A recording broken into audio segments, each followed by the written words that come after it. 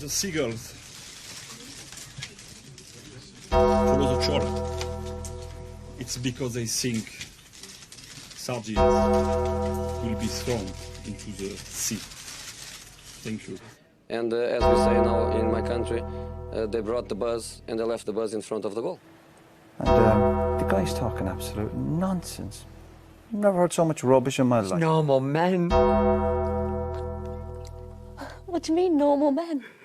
We're just innocent men. I'm telling you, don't back down, double down. Don't back down, double down.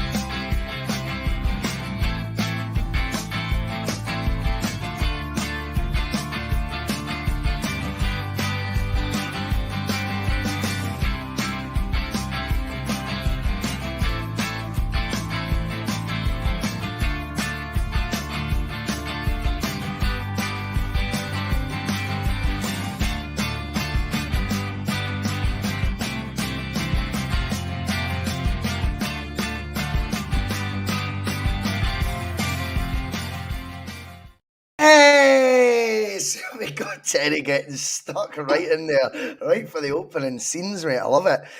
Yes, welcome on to P.M.P. The Bhoycie Bus has driven in a wee bit later than what we would have ideally done, but I was working today, which I suppose I found more frustrating than the result today, and we'll get into that, but I'm in a good place still in terms of where Celtic's at, and I think Celtic are still in a very good place in that league table. All that good stuff. Do like, please, the video, because we are a wee bit late right now, so getting the numbers up at 6:30, a wee bit trickier on a Saturday when there's been about 14 post-match shows already done in the Celtic fan media sphere. So if you can hit the like button right now, do it, because it does help. If you want to give us a wee share, amazing. If you want to subscribe, it's free. Why not? If you want to become a Bhoycie Bus member, like Scott Cameron, Brown Warrior, Scott Howe, Balls to the Walls 87, still the best name on here. Like, who else is there? Phil McGinley, Les Watts, good to have you on, mate, and various others. If you want San Fran Celtic, I've seen him as well. If you want to do that, then by all means, it's $1.99 a month. Content remains free, just helps keep the wheels on the road. Right, Terry, my man, I'll tell you where I'm at. I'm at the Cam Doon stage, mate. I didn't want to say nobody cares because I always use that patter. I'm at the Cam Doon, dear. It's just a commercial. I think, at the end of the day, if we're going to put in an abject display like that, then why not do it when the league's already kind of in the bag? This is brilliant. Russell bullshit comes in. Doesn't even know how to pronounce it. The wee blonde bird on the left talks pish. Bit sexist, considering I'm a man. A couple of wee traits about you I can already tell. Do you know what? I'm just in one of those fucking moods now, Terry. See if they piss me off. It's bought them now. Nobody cares, mate. See you later. It's done. Wee Russell can go and just watch me now in the background and shout and scream at his wee keyboard and his screen and call me a bird all he wants. But I'll be doing it without irritating me during this show. Terry, I'm sound with what's happened. It's the third game with points dropped in it in 33. Right? If you're going to do it in one of the three, let's be honest, do it once you've already wrapped up the title, which we've done the hard work. Yeah, it wasn't great. And yeah, we can get into the reasons why. But let's just take a wee step back and go, do you know what? With the records Celtic have this season, 92 goals, a plus 78 goal difference, Terry. Plus 78. I think we can afford them an off day, and today, undeniably, was an off day. Don't know about post-match pish, Bhoycie, but that was full match pish in terms of the performance. But it was a bit. Listen, you've no divine right to win these games, and even when we've been winning them, we've been saying, you know, it's not easy just to go on these runs like Celtic have been going on and winning it every single week. And we probably haven't been playing well for 4 or 5 weeks now, and today's the first day that it's manifested in any drop points. Exactly.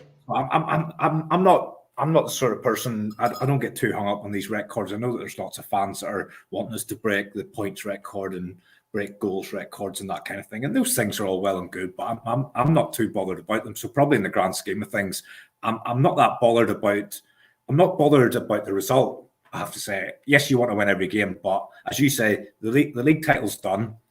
I'm a bit more just concerned about the flatness of the performance. Second half last week, I think, sowed the seeds for the whole game today. We kind of just meandered on the same way as we did in the second half last week against Killie, which was a really tough watch. And Terry, I'm getting vibes of Rodgers' second season at this exact time. Well, see, by the end of his second season, trust me, that sideways passing thing, which became really prevalent at the beginning of his third, but towards the end of that second season is when the pace and the intensity and the sort of sharpness in terms of making incisive passes just dropped off a bit. Well, there's been a gradual sort of decline, kind of from when we won the main crunch games that we felt we had to win to become champions. From then, there's just been a drop off in intensity and form, and it kind of goes against the grain with the manager's philosophy that this is the time when we start to hit top gear, and that's not happening. It feels as if we hit top gear when we really need it to, but since then there has been a bit of a drop off, and not bothered about the 2 points. As you say, that's only the third domestic game that we haven't won this season. Probably slightly just, I wouldn't say worried, but just mildly apprehensive around the form going into what is now the biggest game of the season, the one ahead of us next week. And it's not just like, it's not a tap that you can just turn on and off when you feel like it, form. And I think the manager's going to have to earn his crust this week and make sure that we're in a mindset next week where we go out and leave absolutely nothing on the pitch. I get it. I think you're right. I think you raise a lot of points. We've spoke about it before. And I felt like on the bus this whole season, if we've needed to express concerns, or if we felt, do you know what, it's going to go against the grain, but I didn't actually like signing Aaron Moy at the time, right? And if that pisses people off, so be it. If Greg Taylor's out of form, Liam, the punked up warlord who I know's watching, he's happy to say he thinks he was shite when everyone else is, Greg Taylor fanboys just now. So we don't criticise for criticism's sake. And also, though, I don't wet the bed for the sake of wetting the bed. Who wants to do that? It's just messy. But I do think there's a wee bit of bedwetting we're going to see on social media and things. I think sometimes that goes with expectation levels being of such a high level that when you don't reach them, there's a bit of panic almost in the air. At the end of the day, we have called it, I think, over the last few weeks that we felt form-wise it's dropped off a bit. And as you say, it's now finally came to the ahead, if you like, and we've dropped points for the first time. In that time, there was 18 last fixtures, we've won 17 out of the 18. Do you know what I mean? And one of them drawn. And a league title won in that time, a league cup won in that time. And it's like, we just need to try and temper everything. You know me, I don't always subscribe to that argument. I always feel at times to go, see when people say, I would think Ange took over. I'm like, but that was ages ago. Let's focus on the here and now. But I do feel like today I'm going to try and be more mature, try and be more that happy clapper that I detest, Terry, and say things are good when it's a 1-1 draw. I remember sound the klaxon, mate. I've not brought the klaxon up in ages. Still got the klaxon. Yes, there he is. It's been ages since we've done that. I remember I think it was his first season, we lost to Dundee, maybe dropped points with Livingston at home as well. once the league was done, mate. These things happen. It happens, boys. Say it happens. There's human nature here at play as well. Firstly, there's guys that are key to the team that are missing, undeniably. Secondly, if you don't think there's a wee subconscious part of you that goes, we've done the hard work now, there's a slight drop off, then I think you're, I don't know, I think you're putting a wee bit too much expectation on who these people are. They're not robots. They'll be acutely aware, Terry, they've won the league. And naturally, you see sometimes that kind of then replicated on the park with a slight drop off in standards. Do I think that bears a bad omen for this weekend, or next weekend, I should say? No. I think right now we've got all the confidence going into that. I don't think we're desperate for it either. I think we want it, but I don't think we need it. They need it. Do you know what I mean? I think there's a few pieces to the jigsaw, Bhoycie, that I would like us to find this week. The front three that we've had for the last two games, I don't think that's working. Haksabanovic, Maeda, and Kyogo, I don't think that's working. I would like to have Jota, preferably, or Abada back for next weekend. I don't know what the position is on either of those guys. I would also like to have Hatate back if at all possible, but I'm starting to think that even if he is back in training, for him to come back into that game without having played for quite a bit of time, is he realistically going to make it? There's just a few key parts of the team that I would like to see players back next week going into that game. I mean, we've got. Strong... Can we go into the front three then? So you brought that up first, Terry. Why not? Because I think right now, if we look at the front three that you're saying, you don't like that front three in terms of a combination. Now, again, we're not having pops individually.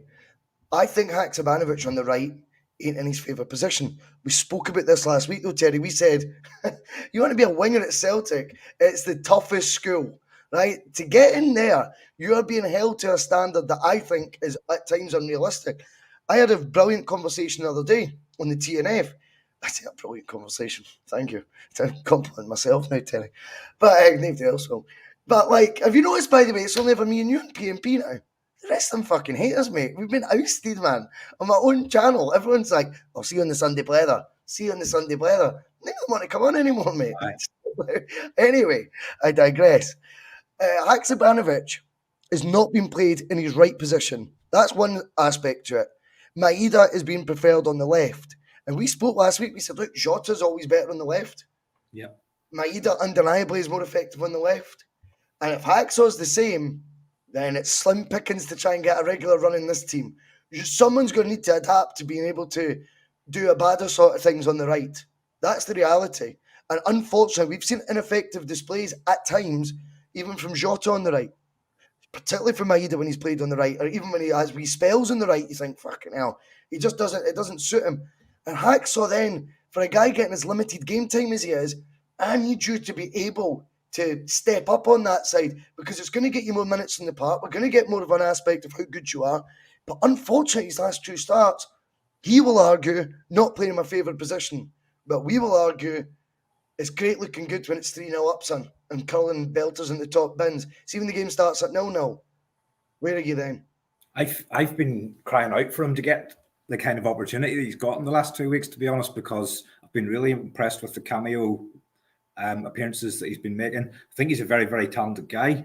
The manager, I think he swapped him back and forwards about 3-4 times today, and I think he was just trying to find some kind of spark out of Sunday, because it wasn't Maeda's best game either, to be fair. I couldn't agree more. Maeda's got the credit in the bank, Terry. Yeah, I know that. Yes, and that's where and again, I feel sorry for Hacksaw, because he could argue player of the month, and then I get injured. I didn't do fuck all wrong, and suddenly I'm yesterday's man. It's like, but this is the evolution. This is the pace it's going to be at this Celtic team, baby. You've got to keep up. And now I just feel we're in a position where Hacksaw needs to be making the impression, Terry. Whether he's playing right, left, through the middle, doesn't matter, mate. Nobody cares. When you're getting a chance, you've got to take it. Unfortunately, in the last two starts, he hasn't. And I think the manager making the change that he did today, the sort of standard coming on for Kyogo didn't happen because he needed to get Haksabanovic off, and he was even happy to put Kyogo out there to try and see if he could do anything. And he probably did look quite lively when he was out there, to be honest. But it was sort of in the last 20 minutes or so. Don't know. I don't know how close the other guys are to coming back. Abada has been injured for a little bit of time now. Jota missed it last week's game. That was put down to the park. Not quite sure what the issue was with him this week, but I mean, if we go into next week with that as a front three, then absolutely we'll get behind the guys and hope they can deliver. But preferably, I would like to have either Jota or Abada back for next weekend. I wonder if, though, there's a wee bit of just preserving the players right now and going, why would you risk Jota at home to Motherwell with that game next week? If you think he's at 80% fitness, let him get up the other 20% then. Fuck it. I understand that. And again, that might even be the manager showing he's acutely aware that the league title's done. So he can make these sort of changes, mate. He can weaken the team, knowing that, okay, we still got a point today. We're still going to win the league in 2 games' time, if not quicker than that, depending on what happens at Bustalgia tomorrow. I just think like that's maybe another example of what I was saying at the top of the show, Terry, with the drop-offs, even with the lineup. I think if this is must-win today, I think maybe Jota is on that bench, or maybe just starts. Do you know what I mean? Go, give me an hour. Do you know what I mean? I think when you now look back, you go, we wanted Haxo to get his chance. He's had it. He's not quite took it. What you notice as well with Maeda is undeniably he ain't your main man to be on the wing. And I think when you've got maybe slightly lacking in confidence Haxo, definitely playing out of position Haxo, and Maeda's more of the figurehead and a regular in the Celtic starting 11 in big games as well. I don't think he's the guy you count on. He should be out your 2 wingers like the underdog one, and then it's a Jota, a bona fide superstar, do you know what I mean, from Portugal. But I think that's the difference. I think when Maeda's got that extra bit of responsibility like today, I'm not convinced that you can hang your hat on him. This isn't me having a pop at him, by the way. I admire all the work Maeda's done. I'm just trying to talk about sometimes combinations. We speak about it in all other areas of the park. Even as wingers, there's different sides to this. There's a mental game that goes on as well. I think Jota is someone held to a higher standard, Terry, than the rest of that team. And I tell you why, another reason why, is because he takes the responsibility. He likes having that pressure on. I'm the go-to guy for things to happen. I know do you know what I mean? And then Maeda's under the radar, and before you know it, far more effective. Today, when you knew Haxo was having last week syndrome again, that focus shines on Maeda a wee bit more. And it's like, you're the go-to now guy. Can you step up? I think he's not someone, I don't know, that I'm as confident in as like the likes of a Jota, for example. Was that the conversation you were having with Johnny Logue during the week around Jota, I think? It was Johnny Logue. I was at the Thursday morning. I think I caught that one. And it is an interesting one because it actually did get me thinking. And you're probably right in what you say. You do have different expectations of different players. And I think when you look at Jota, he's come in, there's the fee, 6.5 million. There's where I think somebody made the point, it's the club that he's come from. I know all of that added together makes you think that he should be performing on a different level than somebody who's come in for 2 million quid from Kilmarnock and that kind of thing. You get it, mate. You get it. Yeah. Like, even Attai, I don't think is held to the same standard. That's not because he's been at any point anything but brilliant for us. But it's so much easier to give Attai an 8 out of 10 than a Jota. If Jota plays a 7, he gets a 6. If Attai plays a 7, he gets an 8. That's the reality. Thinking back to Julian, I was never a big fan of Julian, but I probably felt when we've brought in this £7 million centre half, this guy is going to be out of this world. And he probably was an all right player, but I wanted someone to completely stand out in our league for that kind of transfer fee. And I never warmed to him. And there's probably a bit of logic in that, that the fee and the reputation, you do expect a lot more from certain individuals. I think it's just one of those things, and I think because we all know what Shot is capable of, it's a compliment in there. You know, there's a compliment. I think we all are subconsciously aware he's the real deal, and that's why he gets such high expectations. 21 goal contributions, and that'll be 29 league games this season. Fuck me, come on. Come on. Like, what we talking? That would be a player of the year any other season. The only reason he won't even get in the short list, because I think everyone probably holds him to that higher standard. But anyway, notwithstanding that, Terry, it's about the guys that are in the park right now. Let's talk about midfield. Hello, Moto. How old's your phone? Is that fucking 19 canteen? No, I don't know what's going on there because I've got it on silent and it's still ringing. I love P.M.P. This is great. You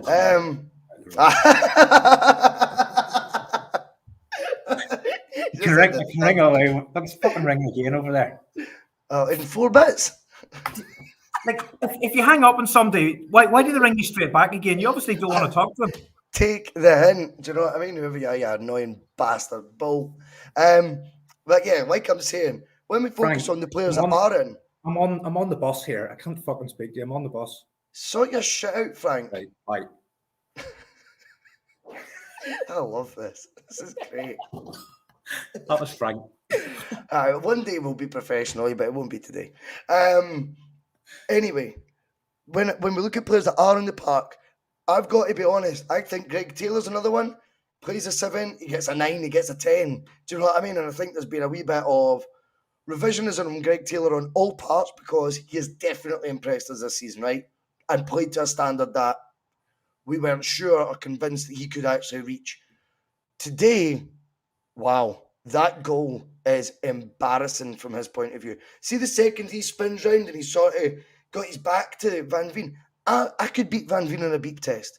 That guy he is towing a caravan. He looks like Aaron Moy pre-World Cup when he's running Van Veen. Very good player on the ball, by the way. He's got, milk turn quicker. He's no got it. He shouldn't be able to just zigzag run like that, dribbling the ball, and have Greg Taylor looking like effectively a fanny. And that is what happened today. Here's the thing, Bhoycie, though. You can't be as fickle as to go from everyone talking about, and well, not everyone, a lot of Celtic supporters talking about Greg Taylor, his improvement. The lead up to the last lead up to one of the Rangers games there where Taylor was a doubt and Bernabei had played the week before. Same bedwetting going on. Oh, if Taylor doesn't play, it's the end of the world. And Taylor's most improved player. Taylor, some people even touting him for possible player of the year. And then he has one bad moment, he makes one mistake, and then the same people are saying he's shite. Oh, this is Taylor. Taylor, what do you expect from a Kilmarnock left back? You know what I mean?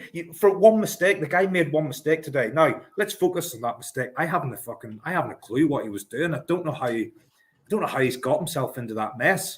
I don't know what he expected the guy to do, but when the ball first landed in that scenario, I didn't straight away see danger because I thought, Taylor will be able to usher him out too wide for him to get a shot, or he'd be able to make a challenge or something. But he's got himself into such a tangle, and as you say, he made himself look dreadful. Sorry, mate. I just like playing with bottle openers. I just like a wee guy clapping his hands. What do you think he was trying to do, Bhoycie? I think he was actually very, very easily beaten. I thought it was naive. I don't know. I don't think, when you look at what Van Veen does with the ball at his feet there, he has not reinvented the wheel. He has not done anything that's been, oh yeah, he's bamboozled the defender. No wonder he ends up. Taylor may as well have ended up on his backside. It was the second he's turned his back, mate, and he's kind of half fallen over at that point. He's tried to spin round, and by then Van Veen just goes the other way again. I'm like, I don't know what's led him down that path, Terry, to be honest with you.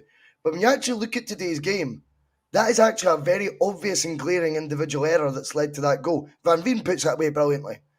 And I would say, don't take anything away from him. But I couldn't get monkeys. Of course I can. He plays for Motherwell. It's not my problem.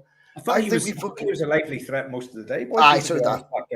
And I suppose the bit we haven't touched on yet, and I'm kind of loath to give Motherwell credit because of their antics in the second half, but I think the other side of that is they they earned the opportunity to kill time and waste time and get on the way they did, because they set their stall out very early in the game, and Joe Hart had a save to make within 30 seconds from the kickoff, and I felt there was always a threat with that lad up front, and he scored a lot of goals this year, and I've no idea where they 24 goals. Yeah, 24 I've no idea where they goals, got them 20 in from. the league. Yeah, I've no idea where they got him from, but he's the type of player that I could see maybe ending up across the road for next year along with Mickey Beale, and that I think he'll be shopping around for guys like that, or Shankland or Duke, or possibly guys in the SPL that have made a good impression this year. I think that's kind of where he's going to be shopping around. But he was a lively threat throughout the whole game, and to be fair to Motherwell, they earned the opportunity for them to behave the way they did later in the game, and fair play to them. They're the first team to come anyone bitching and moaning about that's just an idiot. Do you know what I mean? There's something I always think about when you look at even Spfl, and people talk Martin O'Neill collecting again, but you talk about Spfl and everyone wants to go, oh, they're antics and it was horrible, and yeah, they probably took it too far, but there was a streetwiseness about that Porto team that I thought Celtic would have had in more abundance, considering the experience of the players we had. And by the way, we did utilise at times as well when it suited us. Today, I just watched a Motherwell team going, this is an all-conquering Celtic team, arguably the best team the league's seen in a decade, maybe better than Invincibles. This is a team that destroys you. And all that's happened is Motherwell have something to cling on to. Guess what? By hook or by crook, we're keeping a hold of it. That's what you would do. If we're playing Barcelona tomorrow, or we're playing, who's the best team in the world right now? Man City, and it's 1-1 with Etihad. Fucking right, mate. Do you know what I mean? Like, we'd go, well, it's all fair, the financial disparity would all come out, and all this bullshit. Oh, it's the same for Motherwell. We can't have that frustrates me. What do you want to happen? There's 20 minutes to go. You're on the cusp of being the first team to take points from Celtic Park. Your mindset isn't going to be, let's keep getting the ball into play quickly. Let's make sure Celtic have lots of chances to beat us. Where's my invented fullback? Yeah, it was frustrating to watch, but it was frustrating to watch because we're Celtic fans and we're frustrated with our own team's performance. If we had been a goal ahead, none of that would have happened because they wouldn't have been trying to hang on to anything. It was all within our gift, and I mean, I've seen people talking about beating as well and things. And to be fair, we got 7 minutes back at the end, which was more than I expected. I thought 7 minutes was fair enough, and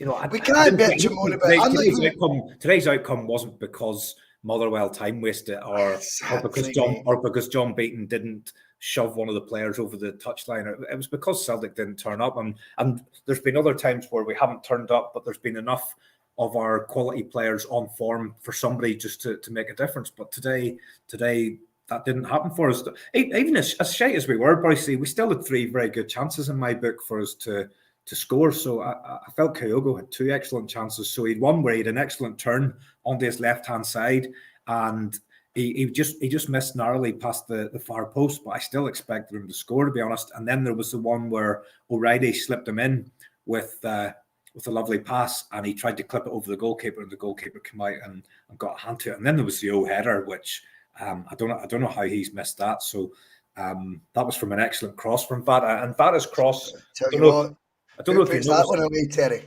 That was the first cross. Who bust the net with that? That came in with any height in it.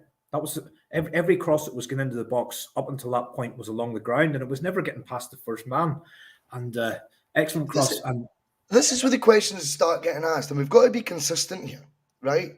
We're talking about Hacksaw. Can you do it when it matters? See, when the scores are level, what impact have you had in a Celtic jersey so far? I think away to Shakhtar, he was very good. Then he still got hooked at half-time mysteriously. Other than that, it tends to be when we're 2-3 goals to the good that you see Hacksaw suddenly looking. But we've got to be consistent then and go, well, whilst you only got, 20 minutes you got today? Something like that. Whilst you get that, I'm just double checking now. He came on 65, he had 25 minutes, plus your 32 minutes in the park today. And you go, that is a decent innings, if you like, and a decent time gets his chance. And you're right to highlight Vata. We'll talk about him in a wee bit because I think it's quite exciting that Andrew's finally identified a youth product. I think Bhoycie as and well. I think Today was the first time that he's brought one of the young players on with the game still very in much the balance. I love Today's that, mate. conversation wasn't go on there and enjoy yourself. We're 3-0, we're 4-0 up. Today was, I need you to go on there and make a difference for me. And I thought that was refreshing, bringing him on before more experienced players who were. I like it. And I think Andrew's got a very high level when it comes to youth players, hence why we've seen absolutely F all really for the academy under Andrew's tutelage so far. The only one was Ben Doak, and we now know what he's doing down at Liverpool. So that tells you how he managed to get a few appearances last season. Now, we've got to be honest though. With that amount of time in the park, the opportunity will be created for you when you're on and you're a Celtic number 9 and you're on for that long. The chance will come. You're going to take it, son. Now, if we're all to subscribe to the fact is an upgrade on what we had before, and whether he likes it and whether other people like this or not, naturally you can contrast and compare who is replaced and who's filling whose shoes. And you are naturally going to go, does Giakoumakis bury that? And then you just shrug your shoulders and go, well, it's not even a question. And that's the reality, right? Whether people want to go down that road or let Giakoumakis go, I get that. But when I get it spun in January that is an upgrade that's cost less than what I thought was a pitiful fee that we got for Giakoumakis, then you've got to be consistent and then hold him to that standard. Is he better? So far, I think he's got very good signs. I don't want to be over negative either. I think I've liked the cut of his jib so far in terms of attitude, even though he's worried me on a couple of occasions that could over fester, if you like. Do you know what I mean? Into a silly red card or something. But I thought those sort of chances he'd be lapping up because he's got that sort of mentality, or he certainly acts like he's got that sort of mentality. He's probably still finding himself a wee bit at Celtic, but he's the only other striker we've got, Terry. And that leads you to going, is that really where you should be for the second half of the season? Which, remember, today could have been a championship round. This could have been championship rounds we're in with a 6-point gap or a 3-point gap, you know what I mean? And it's neck and neck. That needs buried. Big game players bury those. The guy who replaced Giakoumakis, for me, scores that. Aye.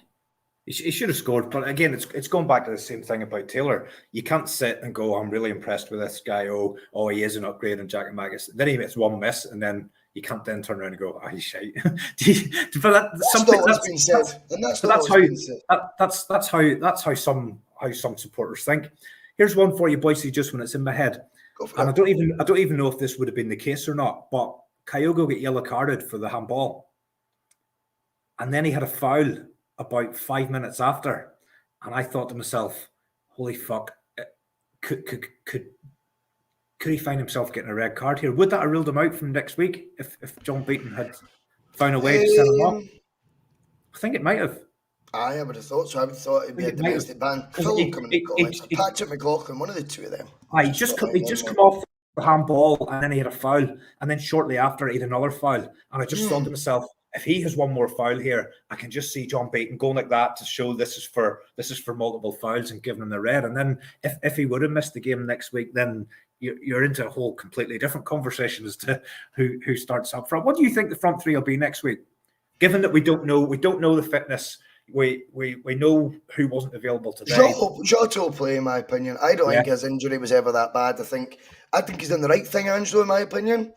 Why risk aggravate it? See, if we drop 2 points to Motherwell at home, they're not going to beat us at Celtic Park. If we drop 2 points at home to them, fuck it, nobody cares, mate. And I get that logic. The eyes are on the prize, right? You want to win a treble, and it's your rivals as well at Hampden, and you don't want that growing any sort of fake momentum anyway.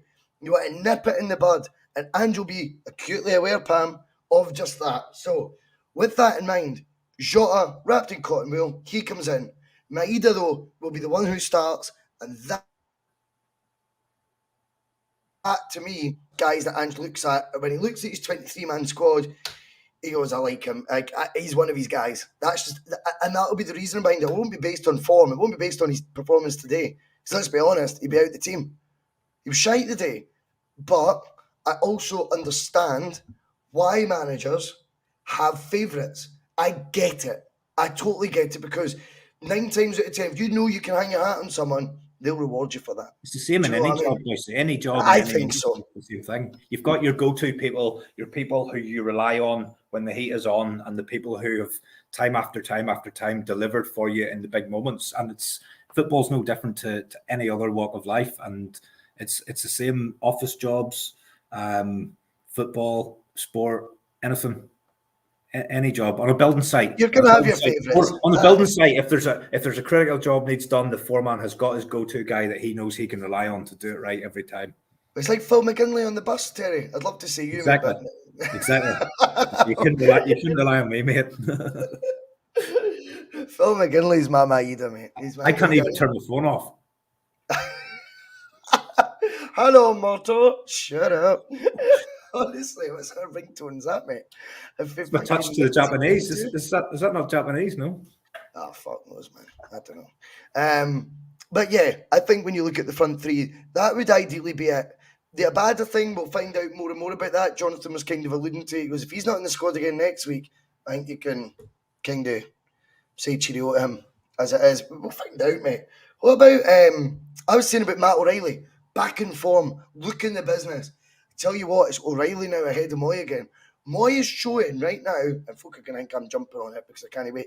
But I think what the issue is with Moy is not his ability, which I underestimated and found underwhelming, but he takes an age, mate, to get fit. This guy needs, no wonder Andrew's bleeding him in the team right for the get-go because he's like, he needs the minutes. He cannot get there. And you look at, he was out for what, 2 weeks? He just came back looking like it's pre-World Cup. Exactly the same as he did at the start. Pre-World Cup Exactly again. the same. You're getting frustrated with him because now you know that he's still. Whenever Moy signed, I knew about his ability because I'd seen him playing in the Premiership in England. What I didn't know was after a year and a half or 2 years in China, not playing very much football. JM's just so serious there. Like, not playing very much. He's just forgotten about the banter. And like James just went right for it.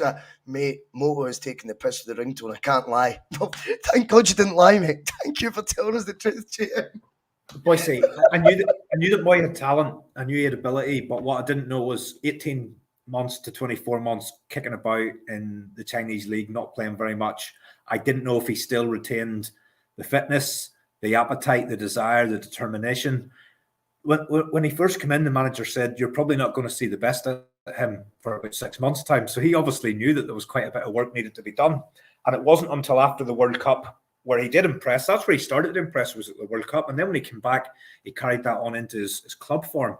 But since he's been out, and I don't know how long he was injured, it was only a few weeks, but it seems as if he's just completely reset back to where he was when he first joined the club. Knackered, mate. Yeah. He comes off the bench and he looks like, oh, I've got to run into position now. I'm like, fucking no way. I think it's frustrating. Mate. It's frustrating for us now because we know what you can do, and it's only 4 weeks, 5 weeks ago from he was in everybody's 3-man midfield.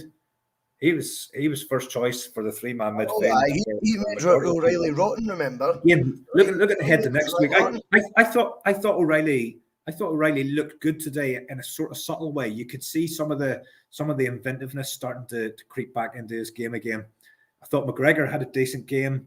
Wata was okay. I expect that'll be the midfield three next week, sitting where we're at now. Even if Hatate trains this week, I don't know if that's going to be enough for a start in a game that could last 120 minutes, to be honest. So I expect the midfield next week to be Wata, O'Reilly, and McGregor. Here's the thing, Bhoycie, we have to win this game next week in either normal time or extra time. Can you imagine a penalty shootout where we can't score any penalties and we can't save any? I know. It does bear thinking about that. There'll be no point.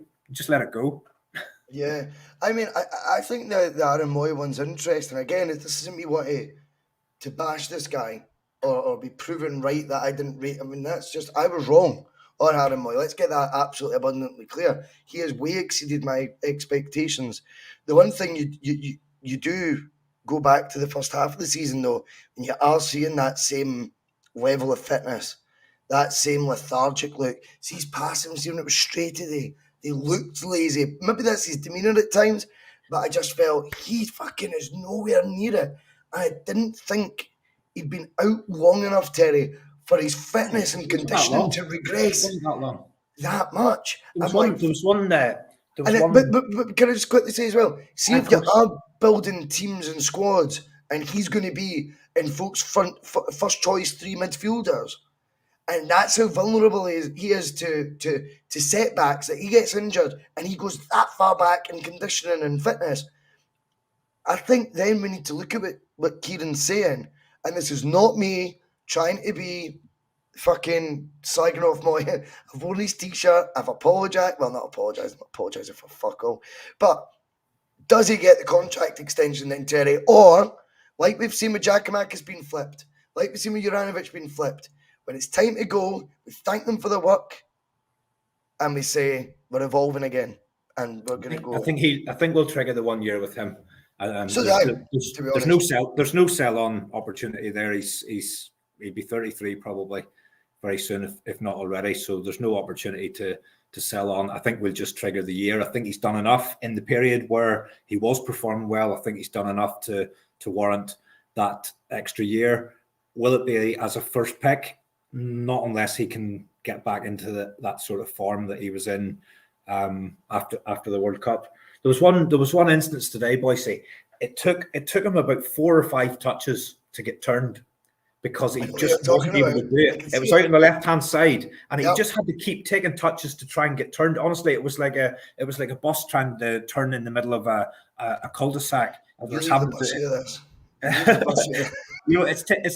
a 9-point turn to try and get turned. Whereas when he was at his optimum level with us when he came back after the World Cup, he wouldn't even that would have been a flick. That would have been a flick of him on the half turn, putting the fullback in or putting one of the wingers in. That's that's what he was doing when he was in prime form, and it's just frightening that after a few weeks out, he just seems to have totally reset and gone back to the old way.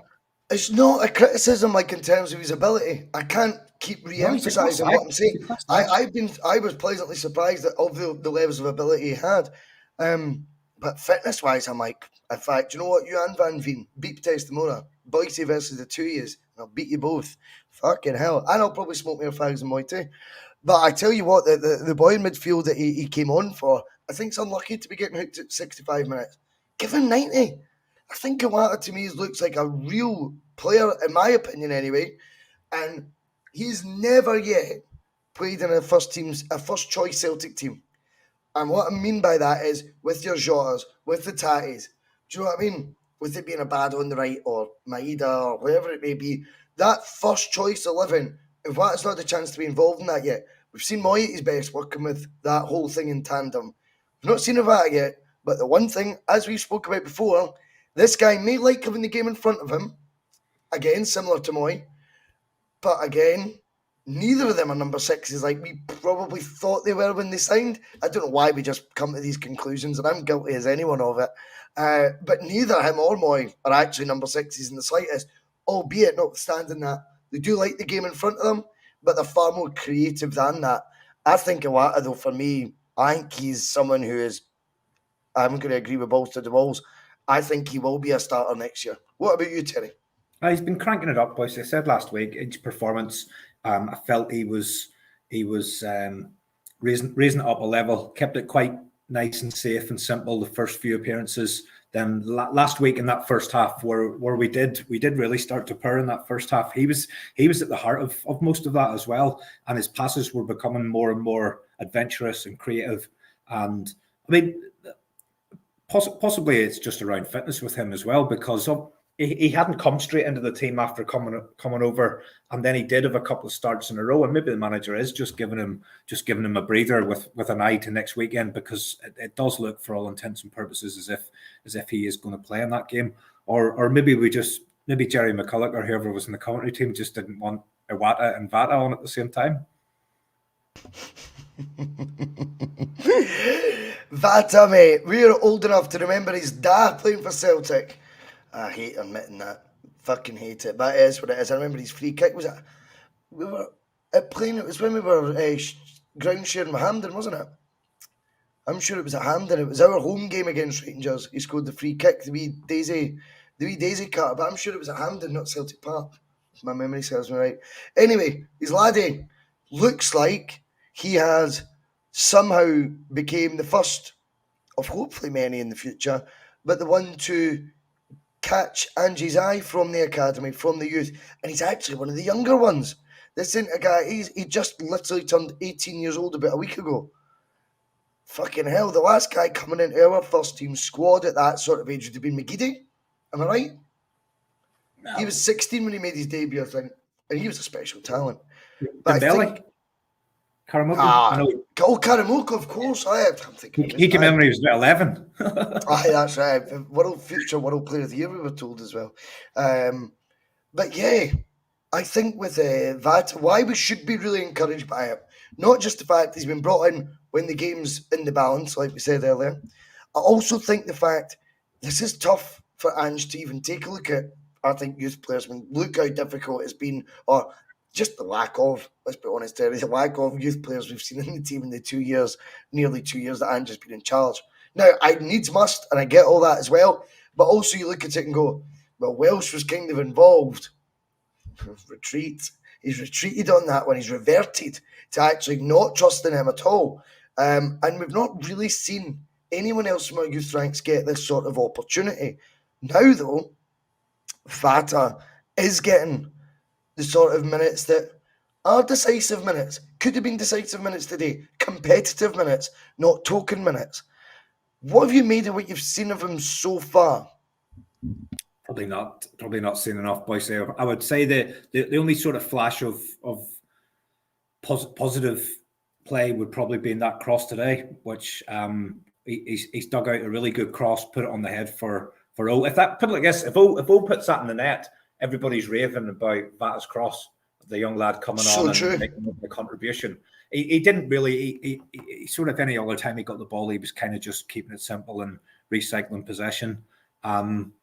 But it feels, Bhoycie, as if he's potentially now going to be part of this first team squad because he's been on the bench. I know Summers has been in for the last few games, but Vata was in, I think, a week or a couple of weeks before him and has remained in since. And there was also a scenario a couple of weeks ago where Vata was on the bench for the first team at the same time as the B team were playing against Rangers B team in I don't know where they're at in the league. I think they were second and third, but or was it a cup game? It was a cup game.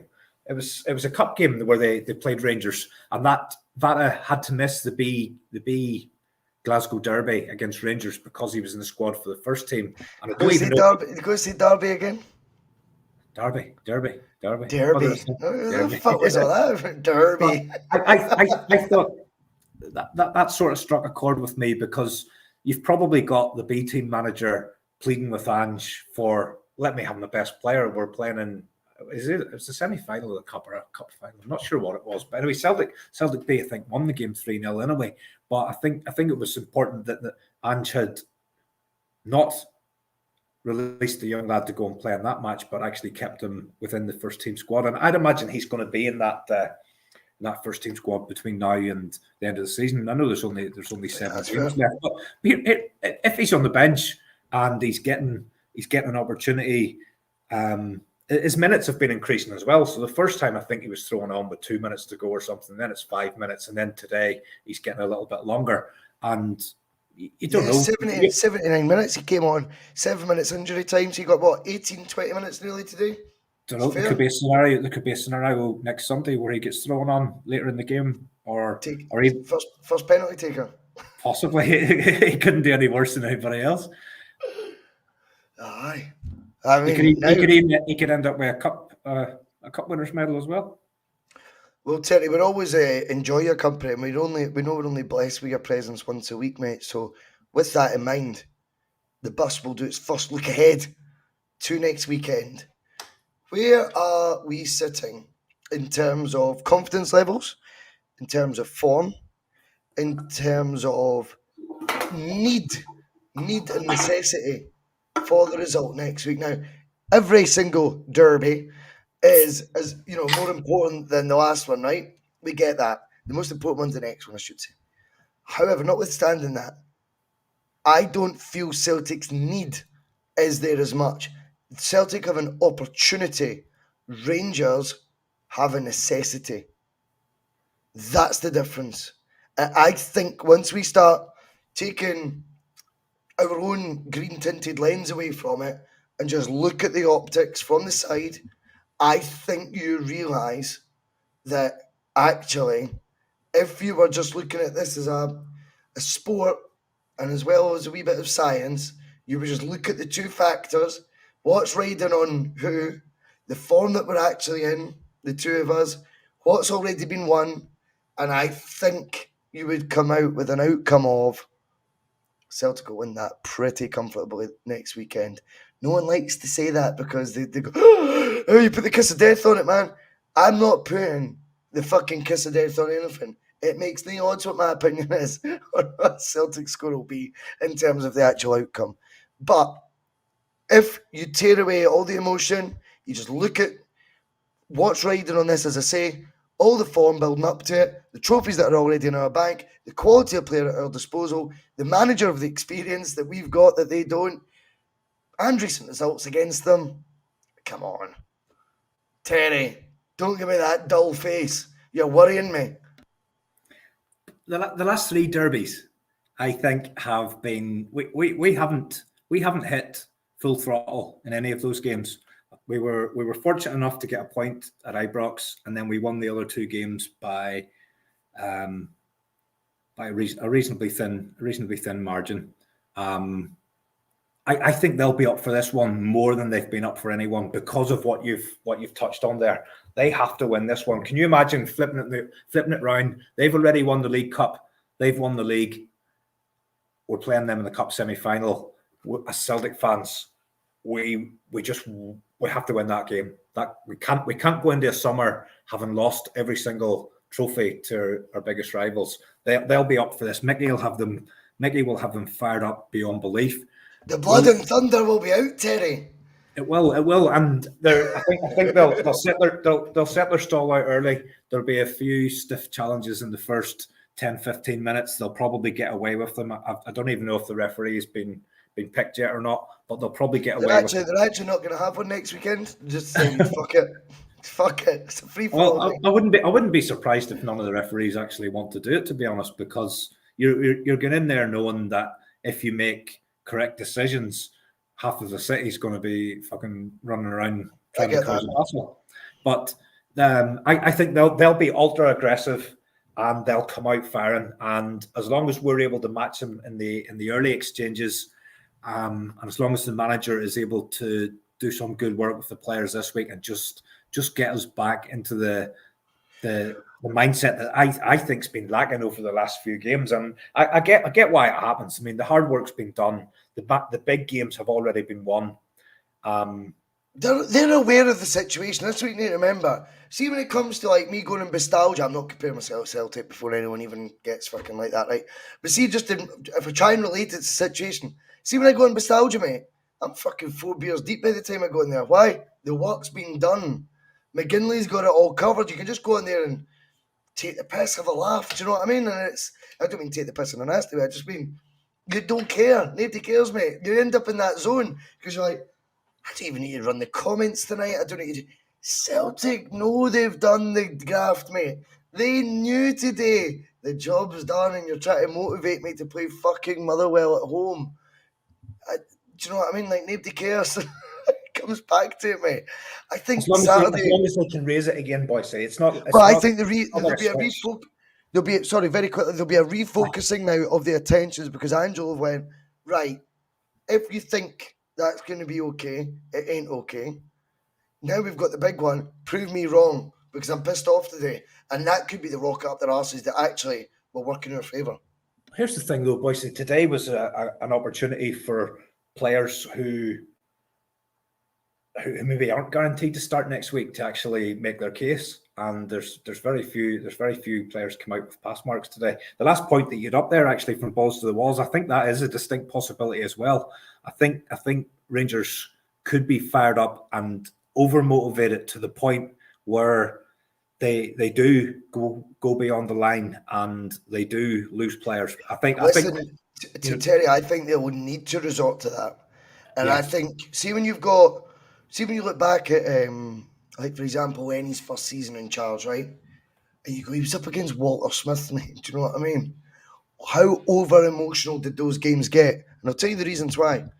Lennon, like, getting his players into his psyche and Lennon not having the experience to be calmer in those sort of occasions, forgetting his managerial title, still in, in the player mode probably, and that rubbing off on our players and us getting a wee bit carried away. And Walter Smith had players doing the same thing because they knew they were on the way out. They were all old and they knew the team was fucking done. They knew they were tired. They knew they were skint. They knew it was Christian Daly in midfield. Do you know what I mean? And they were fucked. Lee McCulloch and Christian Daly. I mean, give me actual peace. And they knew there was a vibrancy about Celtic. But that was the reason both teams' emotions spilled over. Came from the manager, from Lennon. It came from knowledge from the other side. We've got an Ange Postecoglou being, i.e. your Walter Smith in terms of experience, a veteran of the game, who's in a completely comfortable zen prism where whatever his emotions are, you're right, they'll rub off, but they're ones of complete content. They're ones that go, I know what we've done so far.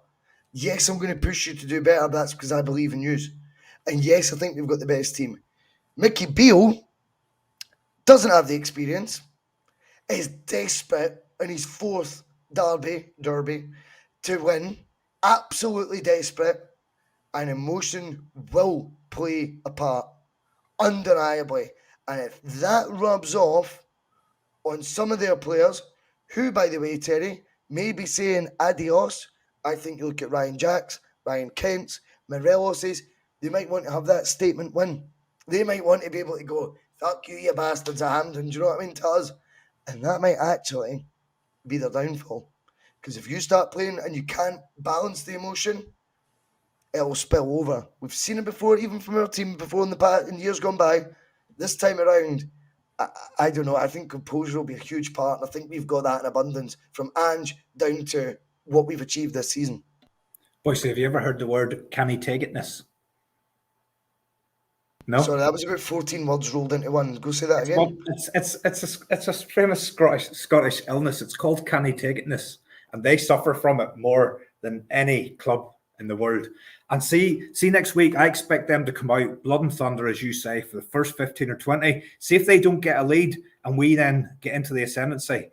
I honestly think that'll come to the fore. I think the tackles will become more and more X-rated, and they'll want to go out if they believe that it's gone and they've lost all three trophies to us. I think they'll lose the head. I really do, and I think that's you've seen it in the women's match. Just because they didn't win a game, the behaviour, you've seen it from Mickey Beale because they didn't get a decision that they feel they're entitled to because they're Rangers and they get all these decisions. They throw the choice out, and I think that could happen next Sunday. If we get on top, I think they could spit the dummy. He's somehow managing to feature in like TalkSport this week and that, smug as ever, talking about like my time at QPR. I might get those bottom teeth away, mate. They're giving me the heave. I don't know what he brushes his teeth with, a whambar or what. Honestly, get to fuck. Sprays deodorant with a fucking canny oost. Gives peace, mate. Honestly, he is. But he's like still got this smugness. Still got this sort of like my time at QPR. Things have changed. But I was like, you were there for about 3.5 minutes, and I'm like, and the fact is, you've had 3 must-win games against us, and you can't do it. You cannot get the job done against us. Admit it. And see, really in your darkest moments, you will also accept we've been shit in every single one of them. We've been shite. And we're still too much. So eventually the smug smile will fade, Terry. And it's when all the chips are in and you play the fucking dud hand and reality bites, you're skint. I don't mean skint, they're skint, we know that. I just mean all your chips are in. That's the mortgage, Terry. Do you know what I mean? That's the Doug. That's the Ford Fiesta. Interesting to see, Bhoycie. I don't see if we put them out next week. He will do, but I just at this point in time, I don't know how I don't know how he's going to put a positive spin on it. Did you hear his comments around Ryan Kent? And this was how he was able to put a positive spin on the fact Ryan Kent was a £7 million investment that they've probably only paid about $500,000 of, by the way, already, and are paying the rest off over the next 200 years. But Ryan Kent, a £7 million investment, who's now walking away for nothing. And Mickey Beale attempts to put a positive spin on this by saying what's not important is if Ryan is staying or not. What's really important is that me and him are on the same page. Well, no, it's not. What even? What even that makes sense?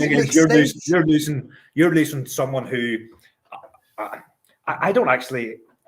I think Kent flatters to deceive, to be honest. If you watch him, it depends how you watch football. If you watch him and you think you're impressed by him going on a sideways dribble across the field and beating four men, and you're going, "Wow, he's just beat four men," but he hasn't made any inroads into your last third. He's just gone across the pitch. He's in the exact same place on the right hand side than he would have been when he got the ball on the left hand side. It might look good, but it's not actually doing anything at all. If you get impressed by that kind of player, then you probably look at Ryan Kent and go, "Yeah, do you know what? He's a live one." But when you look at his numbers, I mean, he's low single figures for goals and assists each season that he's been at the club. But they look at him. If you asked a Rangers fan who's your best player, I'm pretty sure the vast majority would say Ryan Kent, and he's about to walk away for absolutely nothing. Yet Mickey Beale still has the neck to try and turn around and make a positive. It's a good thing. Issue out of that, because at least me and him are on the same page. Oh, fucking amazing, mate. Honestly, get the ribbons in the Scottish Cup now. We're on the same page. Nobody cares, mate. What can you bring to the table? I think the game, we've got to be honest, Terry, we go into it whilst we panic over 17 wins in 18. Right? And we think we're out of form. Right? That includes, in those 18 games, 3 times we played them. 3. Yeah. Aye, Brogs. 2 league games in the semi-final. 2 league games. Of course, I'm thinking it's quite odd that since January you've played 3 out of your 4 league games since the turn of the year. That's why I was getting confused there. Aye. So we've played them 3 times. Do you know what I mean? Like, I'm confident we'll play better next time, Terry. I'm very confident in that. Because I think we've seen enough of us being bad. I think the need and the necessity, I think our ideologies going into it will be refocused by maybe a wee bit by today. If he thinks complacency is creeping in, he's going to be all over that. I also happen to feel that their need, you'll smell it, mate. You know when someone's like, they're panicking? Do you know what I mean? And it's like, they'll win a tackle and they'll be like high-fiving each other at the start, like all pumped up. You're like, they fucking need this, right? And you'll know they're not playing with instinct anymore. They're playing fucking with emotion. I just feel Celtic's a better team with better players coming from a better space and a better position than what they are. And I think their need will be their downfall. I hope you're right, Bhoycie. You're coming across as very, very confident. I'm confident. I'm looking forward to it, but I do think it'll be tight, and I do think the outcome will hinge on small moments. I just think, we do have the higher quality player. I'm just slightly nervous that we won't be able to pick it up for that one game. Whenever, as you say, we seem to have taken our foot off the gas in the last few weeks. And well, let's look at it from their point of view. How would you be feeling if you, God forbid, Terry, imagine the big reveal, Terry's actually a Rangers fan. No. But like, if you were going into it being a supporter of them and this was some sort of Rangers podcast, I think they'll jump. I think they'll jump on the fact we dropped 2 points today. I think the media, the whole media thing will be around Celtic are out of form. Rangers are banging form if they happen to get a result tomorrow. I think the fact that even we've just lost 2 points, that they'll find a way to make it. It's a toss of a coin game next week, and I don't think it is a toss of a coin game. I think we're clear favourites, and as you say, the results, albeit they were small margins, we won all 3 games. We are clear favourites. I struggle to see a scenario where we actually go in and completely blow them away, but by the same token, I do think the most likely outcome is a Celtic victory, but I don't think it's an absolute given. I really do think we're really going to have to up it. We're really going to have to up it from what we've seen in the last 3-4 weeks, and also the last three derbies. You can't say that word, eh? You just don't change your voice. Derbies. I don't know where that accent comes from, mate. But I think as well, here's the question. Remember we always say about when it's a refereeing decision, Terry, right? And we try and work out, like, was it right or was it wrong? And we go, well, would you have claimed it? Right? Remember we always say that. So with a similar token, a wee bit off-piste actually, in fact, they're completely unrelated. But I would say when it comes to this fixture, ask a non-Celtic Rangers fan, who do you think will win? Here's the facts in front of you. Who do you think will win? I think to a man, anyone with any sort of knowledge about football, and you just present them with Scottish football season so far, right, everyone backs Celtic to win it. If you put all the data into one of these supercomputers, it'll generate a result that says Celtic win. We're scared of like as if we're going to have some sort of like impact in the outcome. We don't. We're just fans who love Celtic and think they'll win, but it's not going to make any odds. See, if we don't win, it won't be because Bhoycie predicted Celtic would win at a canter. It's not going to be because of that. You know what would be fun? One more Morelos meltdown before he goes. Wouldn't that be good fun? It would be nice. Yeah. And by the way, again, entirely possible. I go back to my my theory.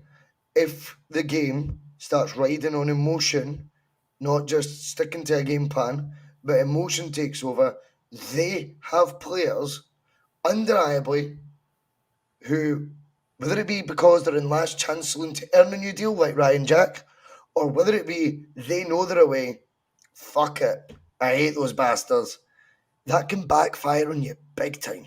Do you know what I mean? And I think Morelos, let's be fucking real here, Morelos is a prime candidate. His last big occasion, the last time it could matter, because even if he was to score, I mean, chances are fine thing, but even one goal against us in the final fixture at Ibrox, we all know it's in vain. That doesn't mean fuck all. Hampden, though, he's got one last chance in Scottish football to influence an outcome against the team he struggles the most to score against.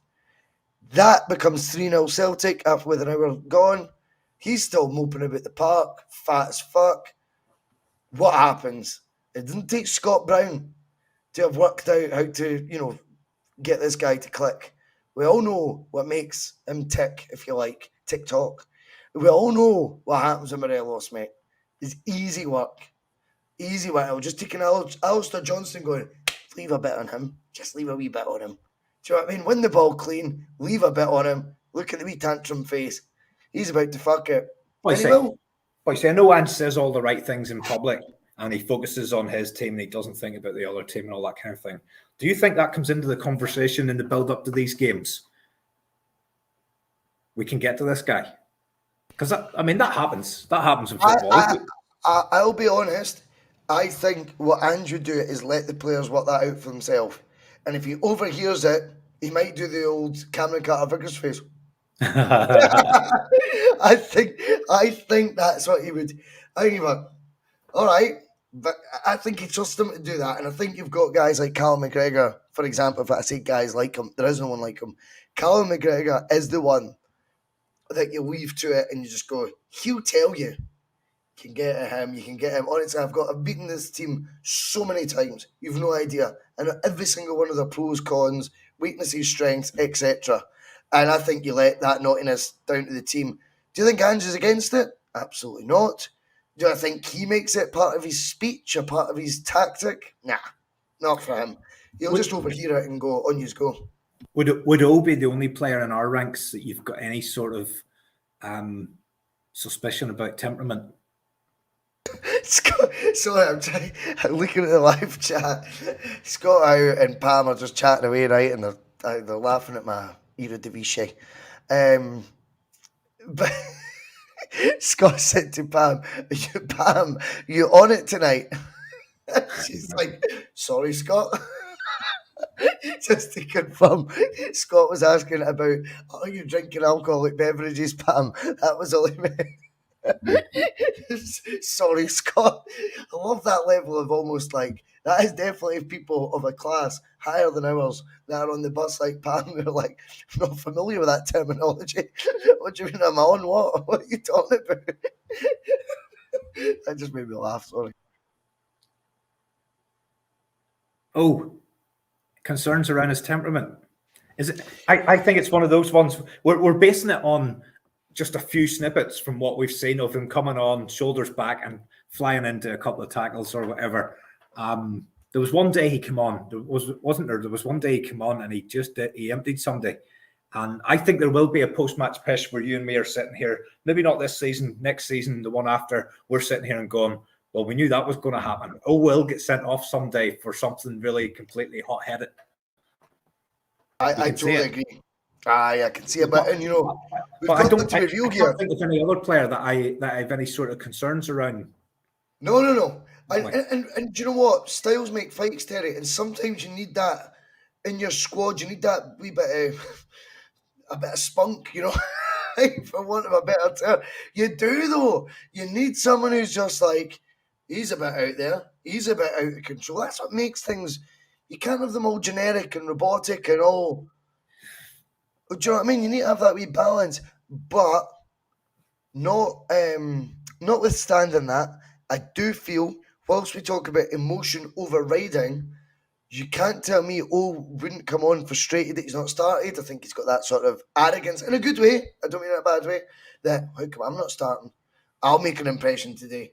And he might be overridden by emotion. Yeah, if he got sent off at Hampden, mate, I'll be honest, I think the two of us would nod and do exactly as you've just said there, Terry, and go, kind of seen that one coming, didn't we? As long as we still win, I don't care. He can do what he wants as long as we get the result. Oh, fuck, aye. Who is it that's in the other semi-final? Is it Falkirk and Cali Thistle? No? Falkirk in League One? I don't know. I'm just guessing at that. I think that's it's right. I think it's right. Which is going to be an excellent. It's going to be an excellent day out. It's going to be an excellent day out for one of those clubs. You know, I know everybody's saying next Sunday's the final and all, and probably the likelihood is whichever team wins the derby next weekend goes on to win the cup. But even that day, if it's Celtic, and please God it is, you've still got to turn up and make sure that you produce the goods. But that's going to be one hell of a day out for the supporters of one of those two clubs. Well, it is, and of course Inverness, Cali Thistle and Celtic, Scottish Cup. Yep. Wow, what a history. And it's not just the John Barnes one which jumps to your mind and the headline. It was two, wasn't it? The handball, mate. Remember, was it Davy Raven or something? I just made that up. I didn't even have a clue what Inverness players are called. But there was one of them, remember he did the dive at like the handball on the line, Lee Griffiths? Yeah. That was Cali Thistle, was it, no? That was the semi-final when Ronnie Dowler was going for the treble, yeah. Aye. So it's like there's a history there, do you know what I mean? And we'll slap them silly. They'll have that coming. I'm so confused with Chris M's talking about saying I've admitted subconsciously I watch Neighbours. Now Gary Brown's telling me I've got a dirty mind. I'm missing something. I don't know, man. I don't know what they're talking about. Anyway, Phil McGinley says they beat us in the cup under Barnes, O'Neill, and Dyler. Yeah. Bring them on. That's who you want, then, don't you? That's who you want. You've got to right those wrongs, mate. That'll score. Yeah, but let's get through next week. First of all, Bhoycie, let's not look ahead to the big game against Cali Thistle or Falkirk. I was just wanting to know who was in the other semi-final, Terry. Do you know what I mean? I think that's absolutely... the only thing I think that's relevant about the other semi-final is it's being played on that Hampden pitch the day before ours. That'll suit the cream buns, won't it? Yeah, I don't know about the pitch. It wasn't in great condition earlier in the season, but I can't even remember what it was like in the League Cup final. It was better. It was better in the League Cup final than it had been in the League Cup semi-finals. I'm so confused what everyone's talking about. I don't know what's going on. But I was going to say one other thing. Obviously, before you go, Terry, the hype job has begun. The hype is now in full swing. The biggest guest in Celtic fan media history is coming on the bus. All signed and sealed, is it? Oh, it's done, mate. We've got a window of 6 days in May where he appears. Happy I can days. reveal that. And it is going to go nuts. It's going to go nuts. And I can't wait. And we're going to be all there for it, mate. We are going to be laughing. All these pricks who think you're hopeless, you know? It's like, not bad. First ever Excel. Wow, where do we go from there? Alan Stubbs? I don't think so. Anyway, it's been a brilliant week, P.M.P. I'm getting carried away now. It's been around 15 minutes. Terry, before I make a fool of myself, we will call it there. It has been brilliant having you on the bus. I'll have a wee chat with you after as well. What's No bother. mate? You're going to enjoy the chat that we're about to have. If anyone wants to join us, obviously, let me know. You can DM me on Twitter. That I'm more than happy to have a, what was we used to call it, a Bhoycie Bus VIP, we were saying, you know? You can come backstage and have a beer and we'll, a lock-in, yeah, that's better, right? You can have a lock-in with us. Terry, before we go, one more time, go just say the word Derby. Derby. See ya. See ya. I mean, you've all that stuff at the start, you know, they won't be playing Tina Turner on the coach on the way home, will they? Some of his comments about me deliberately trying to cause controversy. Well, I work in the media now, and you've got someone sitting there next to you who's an embarrassment to the media profession. He's an apologist. He's a charlatan. He's a Rangers puppet. He's a cheerleader. That's what he is.